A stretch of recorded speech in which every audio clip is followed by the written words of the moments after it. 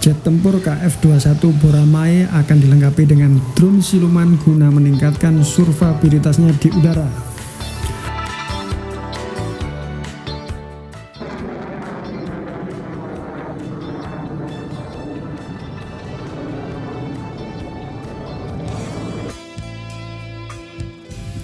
Biasakan menyimak berita dengan selalu ingat kepada Sang Pencipta agar bisa jernih dalam menyikapi informasi yang kita terima.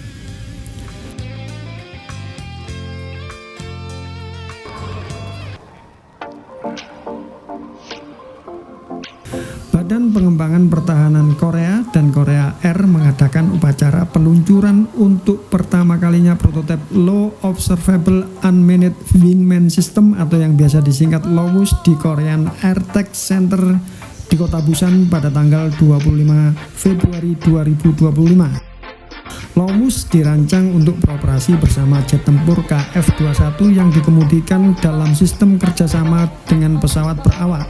Drone siluman ini secara otonom ditugaskan untuk melakukan pengintaian, peperangan elektronik, dan misi serangan di bawah pengawasan pesawat berawak. Pengembangan LOWUS merupakan bagian dari proyek yang diprakarsai oleh Badan Pengembangan Pertahanan Korea dan Korea Air sejak tahun 2021 dengan didukung dari Defense Acquisition Program Administration atau yang biasa disingkat DAPA. Desain pesawat ini memprioritaskan sistem kerja siluman dengan meminimalkan deteksi radar melalui penggunaan bahan penyerap radar dan struktur yang dioptimalkan untuk mengurangi visibilitas ke radar, akustik, dan sensor optik.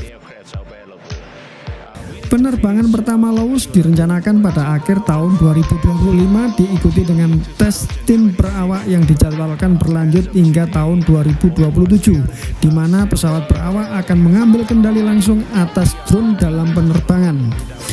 LOWUS dikadang-kadang mampu beroperasi dalam koordinasi dengan jet tempur berawak, khususnya KF-21 Boramae.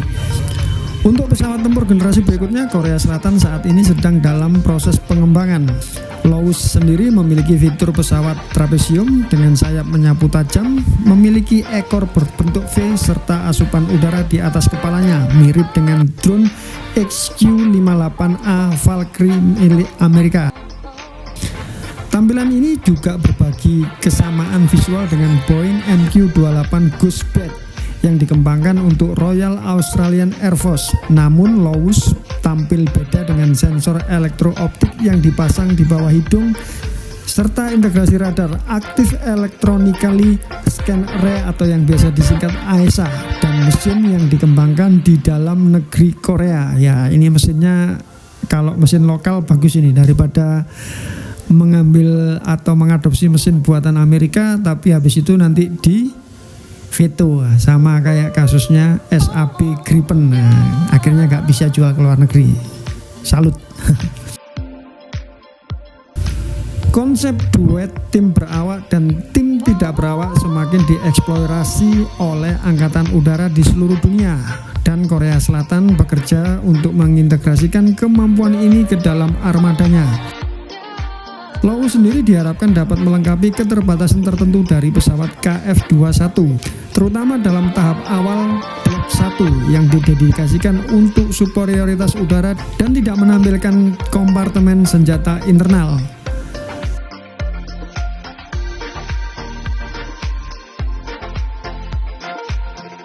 Drone LOWUS ini kadang-kadang bisa melakukan misi udara ke darat yang memungkinkan KF-21 beroperasi pada jarak yang lebih aman sambil memanfaatkan rudal udara ke udara dengan sensor yang canggih.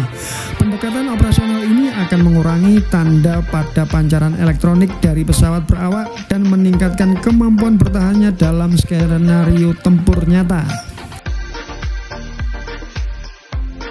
Untuk sementara, LOWUS dikembangkan untuk pesawat KF-21 dan selanjutnya akan diintegrasikan dengan jet FA-50, pesawat tempur ringan yang diproduksi oleh Korea Aerospace Industry dan sudah diekspor ke beberapa negara.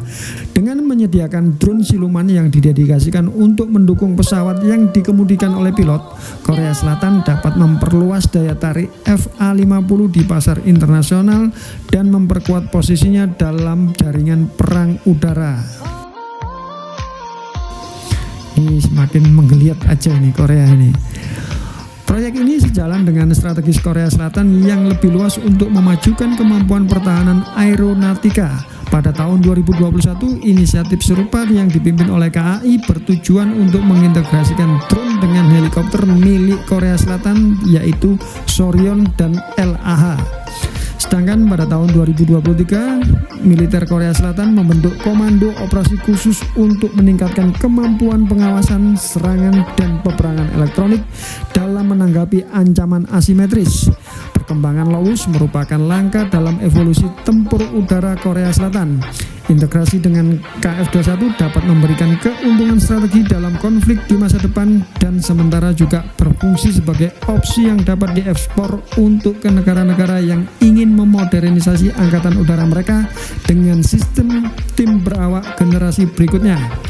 Kemampuan pesat proyek ini menunjukkan potensi adopsi teknologi oleh angkatan udara lainnya. Lebih lanjut, menetapkan Korea Selatan sebagai pemain kunci di pasar penerbangan pertahanan global.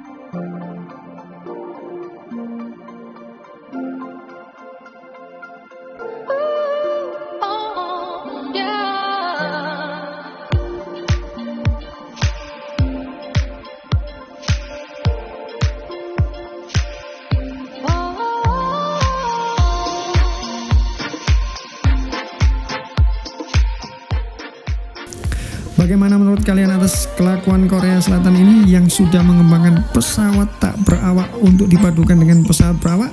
Silakan torehkan kata bijak kalian pada kolom komentar di bawah ini.